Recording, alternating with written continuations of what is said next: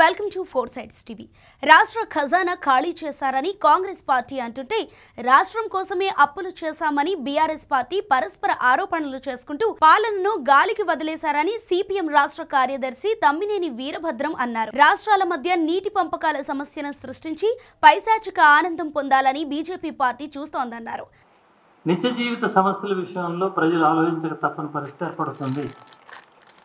పెరుగుతున్న ధరలు కానీ, నిరుద్యోగం కానీ, శాంతి పద్ధతులు కరువైపోవడం కానీ, కార్మిక వర్గంలో అసంతృప్తి కానీ, ఇట్లాంటి సమస్యలన్నీ ముందుకు వచ్చే అవకాశం ఉంది. మతోన్మాదం చాలా పెచ్చరిల్లిపోయింది. ఇతర మతస్థుల్ని, మైనారిటీలు మన దేశంలో లేకుండా చేసే ధోరణి ఉంది. మేధస్సు ఈ విధానాన్ని ప్రశ్నిస్తే వాళ్ళంతా చూసే దుర్మార్గం కూడా నడుస్తుంది. కాబట్టి ఈ విషయాల పట్ల ఫోకస్ జరిగితే తప్పనిసరిగా బీజేపీని ఓడించడం సాధ్యమే. కాంగ్రెస్ గెలవడం సరైందే, మీ అభినందనలు తెలియజేస్తున్నా. గతంలోనే బీఆర్ఎస్ ప్రభుత్వం కొన్ని అభివృద్ధి కార్యక్రమాలు అసలు చేయలేదని కాదు, చేసినప్పటికీ ఆ ప్రభుత్వంలో ఉన్న అప్రజాస్వామిక ధోరణి, ఉద్యమాల పట్ల లేక ఇతర ప్రజాస్వామ్య హక్కుల విషయంలో జరుగుతున్న ఆందోళనలు, అణిచివేసే విషయాలు, ఏకపక్షంగా వ్యక్తుల ఆధ్వర్యంలో పరిపాలన సాగడం, ఇట్లాంటి అంశాల్లో ప్రతిపక్షాల పట్ల, ప్రజాస్వామ్య ఉద్యమాల పట్ల అనుసరించిన అహంకార ధోరణి, దీన్ని మనం తీవ్రంగా నిరసించాం. కాబట్టి ఈ కాంగ్రెస్ విజయాన్ని మనం స్వాగతించాం. దాంతోపాటు రాగానే ఒకటి ఉన్న హామీలు అమలు జరపడానికి కూడా హర్షించాం.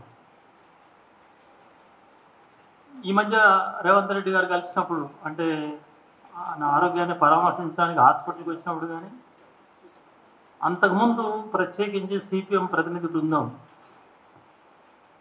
సీఎంను కలవడం జరిగింది. మొత్తం దాదాపు సెక్రటరియట్ సభ్యులు అందరం కలిసాం. చాలా ఓపికగా 45 నిమిషాల సేపు టైం ఇచ్చి మనం చెప్పిన విషయాలను విన్నా. అంటే కాంగ్రెస్ బీఆర్ఎస్ పరస్పర ఆరోపణలు చేసుకోవడం సరిపోదు. తక్షణం రాష్ట్రంలో ఉన్న ప్రజా సమస్యలు ఏమిటి, అది పోడు భూములు కావచ్చు, ఇళ్ల స్థలాలు కావచ్చు, భూముల పట్టాలు కావచ్చు, ధరణిలో ఉన్న సమస్యలు కావచ్చు, అసంఘటిత రంగ కార్మికుల వేతనాల విషయంలో కావచ్చు, అంగన్వాడీ ఆశాలు ఇట్లాంటి వాళ్ళే, అట్లాగే టీచర్స్ యొక్క వదిలీ రెగ్యులైజేషన్ కావచ్చు, జర్నలిస్టులకు ఇళ్ల స్థలాల సమస్య కావచ్చు, మనం ఇచ్చిన 20 డిమాండ్లో ఇవన్నీ ఉన్నాయి. ఆ రకంగా ఒక నిర్మాణాత్మకమైన చర్యలు తీసుకోవడం ద్వారా రాష్ట్రంలో అభివృద్ధిని ముందుకు తీసుకోవాలని చెప్పి ఆనాడు సజెషన్ ఇవ్వడం జరిగింది.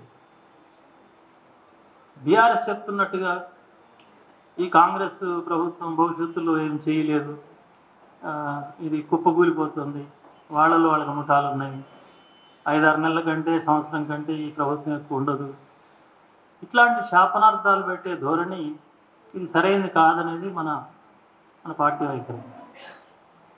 ఏదన్నా కారణాల చేత కాంగ్రెస్ దెబ్బతింటే అప్పుడు ఎందుకు దెబ్బతింటుందో దాని గురించి అప్పుడు మాట్లాడదాం. కానీ ఇప్పుడు పెళ్ళి ఎప్పుడే తద్దిన మంత్రాలు పెట్టడం అనేది, ఇప్పుడే గవర్నమెంట్ అధికారంలోకి వచ్చినప్పుడు ఇప్పుడు జోష్యాలు చెప్పి 6 నెలలు పోతుంది, 3 నెలలు పోతుంది అనేది అది కరెక్ట్ కాదు.